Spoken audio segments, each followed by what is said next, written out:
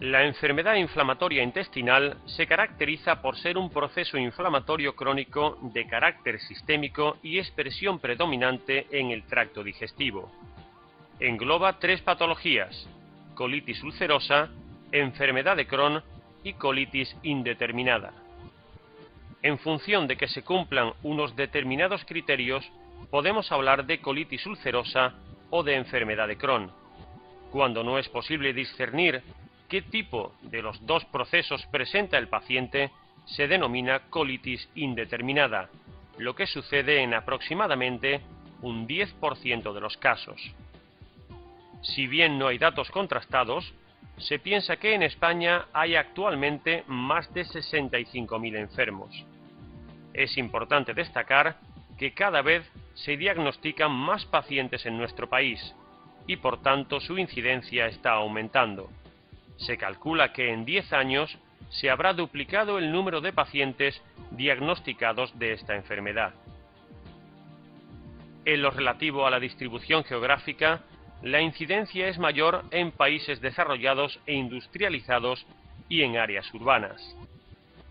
La edad de comienzo presenta dos picos de incidencia, uno en gente joven, entre los 15 y los 30 años, que es el más importante, y otro de menor entidad entre los 50 y 70 años. La colitis ulcerosa consiste en una inflamación difusa y crónica de la mucosa del colon que afecta al recto y se extiende en sentido proximal y continuo. De forma característica, solo afecta al colon, no a otras partes del tubo digestivo.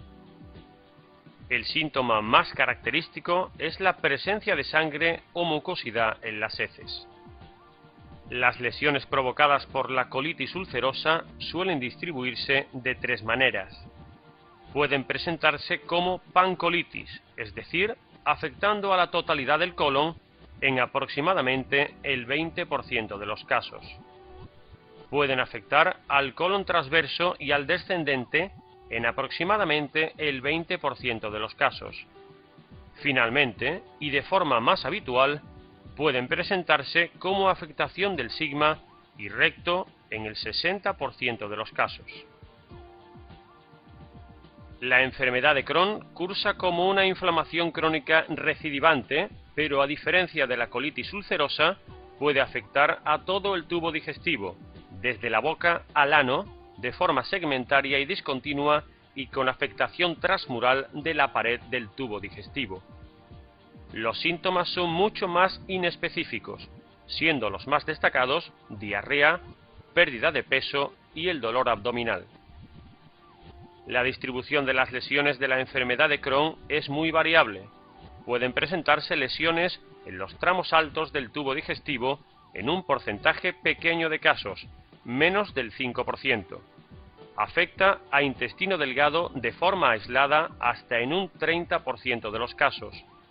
Puede afectar a intestino delgado y colon hasta en un 50% de los casos. Es la forma más habitual. La afectación exclusiva del colon se da en el 20 a 25% de los casos. Finalmente, la enfermedad puede presentarse con afectación anorrectal en un 30 a 40% de los pacientes. No se sabe con exactitud qué produce la enfermedad inflamatoria intestinal. Sí se conoce claramente que se trata de una enfermedad autoinmune, influenciada por factores ambientales, genéticos y quizá infecciosos. Como sucede con otras enfermedades, el estrés puede empeorar los síntomas de la enfermedad. No se conoce ninguna conexión entre consumir ciertos tipos de alimentos y padecer esta patología, pero un cambio en la dieta puede ayudar a disminuir los síntomas y a reponer los nutrientes perdidos. Numerosos estudios han descubierto que múltiples genes pueden hacer que una persona tenga más probabilidades de padecer enfermedad inflamatoria intestinal. En 2001 se descubrió el primer gen de la enfermedad de Crohn, una especie anormal del gen conocido como NOD2. Aproximadamente entre el 15 y el 30% de las personas que padecen enfermedad inflamatoria intestinal tienen un pariente que sufre la enfermedad. El diagnóstico de la enfermedad inflamatoria intestinal se basa en la presencia de una serie de síntomas, hallazgos analíticos, como puede ser anemia, elevación de marcadores de la inflamación y otros, radiológicos y sobre todo endoscópicos e histológicos. La combinación de todos estos datos es lo que va a permitir al especialista alcanzar un diagnóstico que, no obstante, en algunos casos es difícil. Es muy importante tener en cuenta que la sintomatología de la enfermedad depende mucho de la extensión, tanto en la colitis ulcerosa como en la enfermedad de Crohn, y del patrón clínico en el caso de la enfermedad de Crohn, ya sea estenosante, fistulizante o inflamatorio. Es por ello que la variedad de síntomas que un paciente con enfermedad inflamatoria intestinal puede presentar es muy amplia. Ambas entidades, típicamente, evolucionan en forma de brotes de actividad, es decir, periodos en los que el paciente está libre de síntomas y otros en los que existe actividad inflamatoria y, por tanto, manifestaciones de su enfermedad. Aunque la enfermedad de Crohn y la colitis ulcerosa son entidades diferentes, comparten muchos de sus síntomas, si bien algunos son más característicos de una o de otra. El sangrado rectal o rectorragia es más frecuente en la colitis ulcerosa. La presencia de masas abdominales, dolor abdominal y pérdida de peso son bastante más habituales en la enfermedad de Crohn. La fiebre es igual de frecuente en ambas enfermedades. Las fístulas, los abscesos, la afectación perianal y la presencia de estenosis son frecuentes en la enfermedad de Crohn, pero no en la colitis ulcerosa. En cualquier caso, no existe ningún síntoma patognomónico o que defina de forma específica la enfermedad inflamatoria intestinal. Sin duda, la colonoscopia es hoy en día la técnica de elección para el diagnóstico y evaluación de esta patología. Permite la visualización de la mucosa del colon y la toma de biopsias, lo que es fundamental para el diagnóstico de certeza de la enfermedad. Algunos de los hallazgos más frecuentes son hiperemia o enrojecimiento del colon, mucosa con aspecto de empedrado o granular, la existencia de úlceras en forma de aftas o ensacabocado, muy características de esta patología. Es importante explorar en estos pacientes el ileón, pues su afectación nos orienta hacia el diagnóstico de una enfermedad de Crohn. En función de los hallazgos, el especialista podrá considerar que se trata de una enfermedad de Crohn o una colitis ulcerosa, aunque al igual que sucede con los síntomas, no existen lesiones absolutamente específicas de una de las patologías.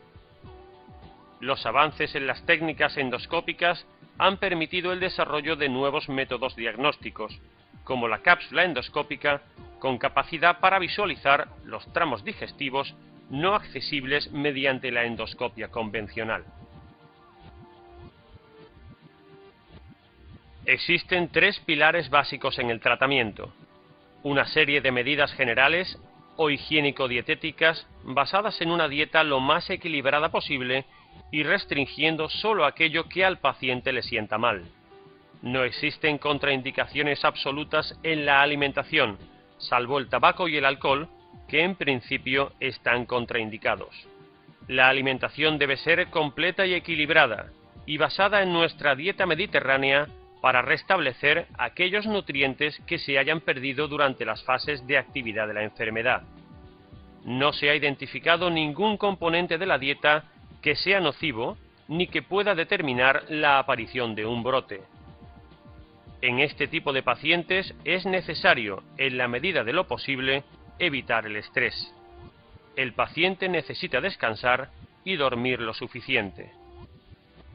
El tratamiento farmacológico, dentro del cual hay que distinguir dos fases: el tratamiento de los brotes, cuando el paciente está peor, y el tratamiento de mantenimiento, cuando la enfermedad está más controlada. En el tratamiento de los brotes tendrán un papel fundamental los corticoides, ya que actúan disminuyendo la inflamación de la mucosa. En el tratamiento de mantenimiento se usarán otros medicamentos, entre ellos los del grupo 5-ASA, los inmunosupresores y la terapia biológica. Tratamiento quirúrgico. Algunos pacientes, más los pacientes con enfermedad de Crohn que los que padecen colitis ulcerosa, pueden precisar de tratamiento quirúrgico para solventar alguna complicación surgida durante la evolución o porque no respondan a la terapia médica prescrita. El tratamiento se plantea como una escalera o pirámide, en la que, a medida que la enfermedad se hace más difícil de controlar, se usan fármacos más potentes, capaces de mantenerla inactiva. Sin embargo, es necesario destacar que aunque existen protocolos generales para el tratamiento de la enfermedad, la realidad es que cada paciente requiere unas pautas de tratamiento personalizado, según sus características y la evolución de su enfermedad. Aunque son enfermedades crónicas y estos pacientes precisan tomar medicación de forma indefinida, ni la enfermedad de Crohn ni la colitis ulcerosa son consideradas enfermedades fatales. Así, la mayoría de los pacientes llevan una vida prácticamente normal y productiva. El arsenal terapéutico del que se dispone en la actualidad es muy amplio y permite controlar la enfermedad en muchos de los casos.